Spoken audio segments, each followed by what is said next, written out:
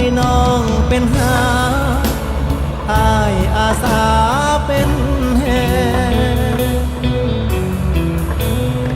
อ้ายเป็นคนหาเจ้าคอยเก็บแบ่งสร้างฝันด้วยแรงที่อุ้มด้วยรักเห็นดีน้ำบ่หรือมีแล้วบ่คนที่เจ้าหาส่งยิ้มแทนการรักป่าก็ได้เด้อ